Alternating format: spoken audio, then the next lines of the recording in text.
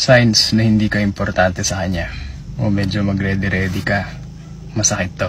If you're currently in the process of healing or coping with pain, scroll up ka na. But if you are in a relationship now and you just wanna know the signals, go ahead. Number 1, ikaw palagi nag-i-initiate ng conversation. Pag hindi ka nagparamdam sa kanya, hindi na rin siya magpaparamdam sa'yo. Ang taong interesado sa'yo, gugustuhin kang makausap palagi. Number 2, hindi niya na-appreciate yung oras na nabibigay mo sa kanya. Yung pakiramdam na parang inaabala mo pa siya, tapos parang ipaparamdam niya na nasasayang yung oras niya sa'yo. Number 3, pag nagsasabi ka ng nakakasakit sa'yo, ikaw pa ang may kasalanan. Like, tinatry mo nga i-communicate sa kanya para ba resolve yung dalawa. Pero in the end, nababaliktad ka pa.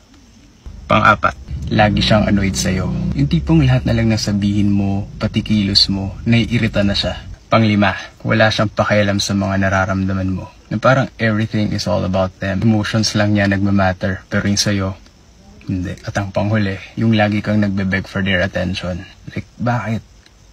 Hindi ko magets. Hindi mo kailangan gawin yun kung mahal ka talaga niya. Kung na-experience mo man ng mga yan, mag-ready ka na sa worst case. Tatagan mo lang ang loob mo. Kaya mo yan. Kinaya mo ang tiisin lahat yan eh. Ang pakawalan pa kaya.